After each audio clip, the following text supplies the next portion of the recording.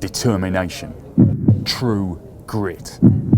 You see the hunger in the eyes of every single one of the warriors who've come here to do battle. These gladiators, tooled up with arrows of tungsten, travelling to this place from every corner of the earth to compete for the greatest prize there is. Glory awaits. 72 men clash here at Alexandra Palace, the People's Palace, in night after thrilling night of raw one-on-one combat. The William Hill World Championship is here. And On The Wire has assembled an elite group to bring you closer to the greatest tournament on earth. Former world #1 Rod Harrington will bring his rapier-like mind to dissect the very psyches of these competitors. Internationally renowned MC John McDonald will be going to places nobody else does. And Dave Allen, our man for On The Wire, will be asking the questions that nobody else dares. Oh, come on, really? You walk right through the shot. This is our big epic opener for On The Wire. What's on the wire? Is it for the ping pong? That's it, no, isn't it? Stop! People stop asking me about the ping pong. It is not for the ping pong. This is On The Wire. This is the big epic opener. We're going to have like walk-on girls and dancing girls and Rod and Apache gunships, and Harrington will be up there like beating his chest going, "This is Sparta!" It's going to be epic. The budget doesn't quite reach that. What do you mean? Well, what does the budget stretch to then?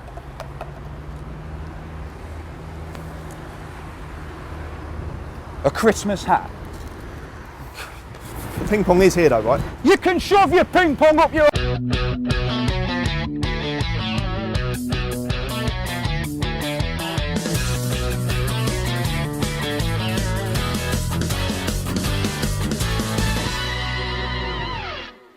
Welcome to On The Wire from the William Hill World Championship here at Alexandra Palace. I'm Dan Dawson. I'm joined as always by Rod Harrington, a former world #1. And what an opening night we had, Rod. The current world #1, Michael van Gerwen, beginning the defence of his title. A real battle he had with Joe Cullen. Every single set in his 3-1 win went to a deciding leg. Joe told me afterwards that he probably should have won it 3-0. But anyway, our man Dave Allen caught up with MVG after the match. You've got a Christmas break now, so you've got a kind of week or so to prepare for your next game. What will you do now? Relax, fly home tomorrow and just take my time and enjoying with my family, and that's the most important. Just see the next rounds, just the tournament starts again for me in the last 32. We have a lot of work to do, and I'm gonna make sure I prepare myself as hard as possible every day. Well, Rod, what do you make of it then? It wasn't his scintillating best, but when he needed to, he just had enough, didn't he? Yeah, I think you're right. I didn't think we was expecting his scintillating best. I mean, he's retaining his title, which is always going to be hard. I mean, Eric mentioned that, and Eric's an expert when it comes to that because he's had to do it on 2 or 3 occasions. But Joe Cullen, he had nothing to lose, and he has got the game. I've seen him for the last 4 or 5 years. He has got the game, can beat anybody. And when it went 2-2, what Joe didn't do was then put the metal to the pedal. I mean, it just didn't happen for him, and he made it actually very easy for Michael then to win those first 2 sets on the tie breaks, and from then Joe just relaxed. But Joe played absolutely brilliant. Against anybody else, he'd have probably beaten him. Yeah, just those crucial times it didn't happen for Joe Cullen.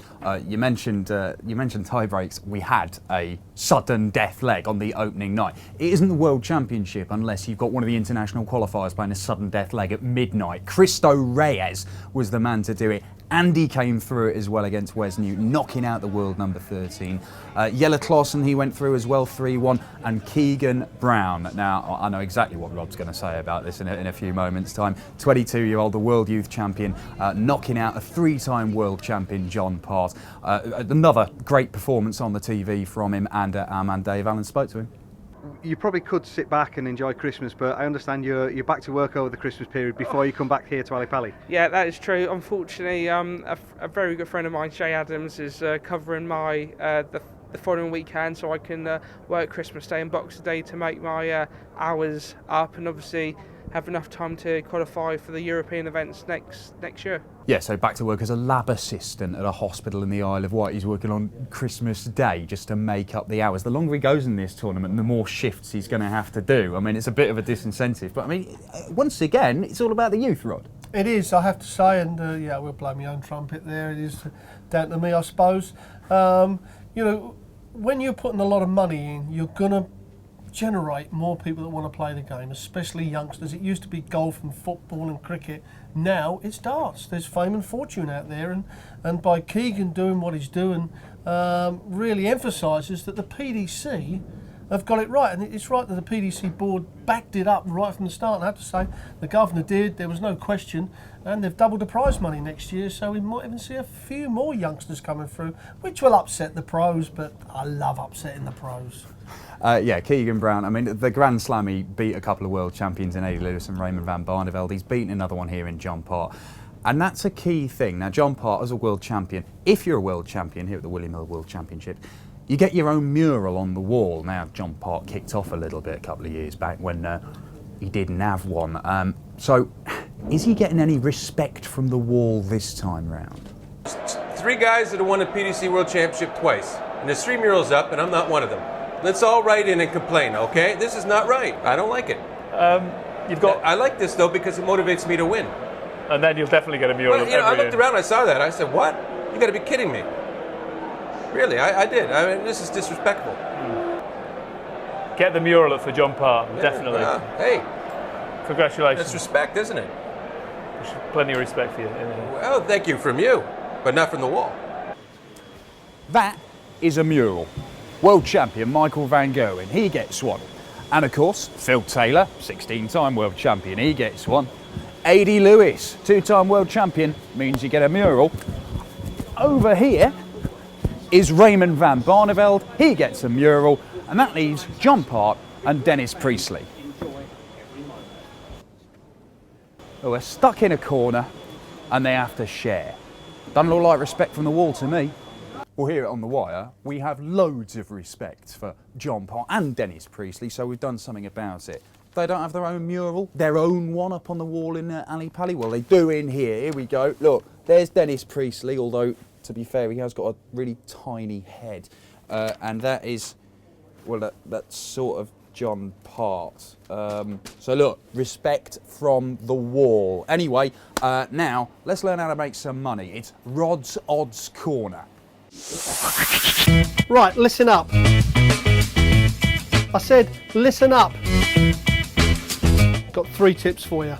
First one, there's going to be a 9-darter, 4 to 5. May a bit tight, but a win is a win. The next one, Phil Taylor against Jan Artut, the German. Phil to win the game, most 180s and highest checkout. Even money, take a look at that. Bang on. And the last one, Andy the Pieman Smith against Ronnie Hybrex. 11 to 10 on. I think that's going to come up and all. Look at that, 11 to 10. Get on it.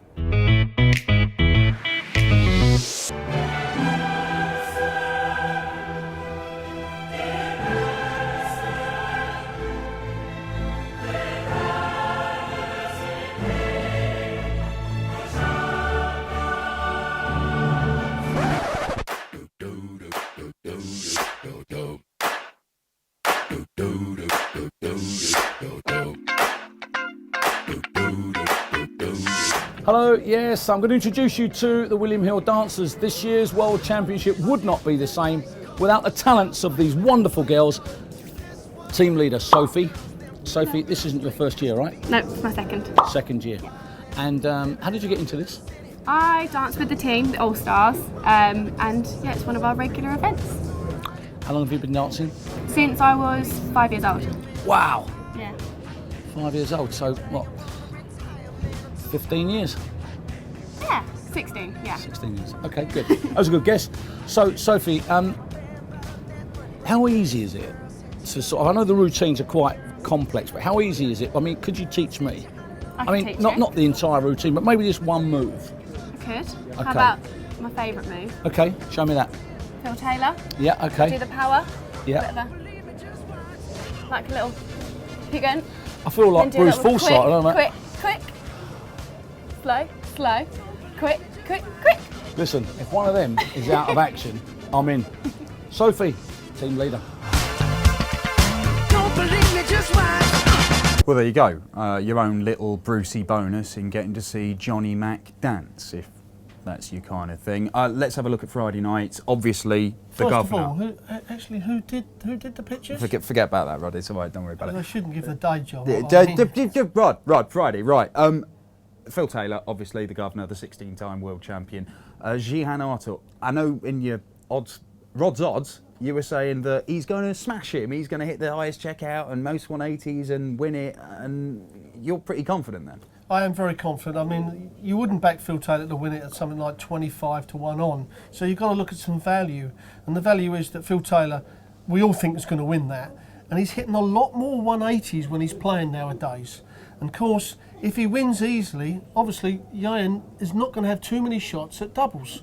So the obvious one is highest checkout, most 180s, and for Phil Taylor to win the game. Even money. I think that's a great bet. What about the other games? Because we've got Peter Wright, Gerwyn Price. We've seen a lot of Gerwyn Price on the European Tour. He's making his debut here. This lad can play. He can play rugby, but he can play darts. Yeah, and I certainly wouldn't argue with him. Have you seen the size of him? You know, if he says it's Christmas in the middle of summer. No, he has been playing really well. He's one of the most improved players on the circuit, on the Pro Tour. And I think because of his rugby background and playing big games, he's going to be able to hold the nerves. He's going to be able to hold the bottle. I mean, we know what Peter Wright game is all about. He's absolutely brilliant. But Peter Wright, there's no value in Peter Wright, even though I think about 6 to 1 on. That's very tight. So Gerwyn Price will get a set. There's no question about that. And a lot of taffies will have a bet on him at 4 to 1. There you go. Well, look, opening night of the William Hill World Championship, we've seen the defending champion battle his way through. We've seen a shock with Cristo Reyes coming through against Wes Newton. And we've seen Rod Harrington wearing a Christmas hat. I always wanted to be Santa. What more do you want? We'll be back on Friday night.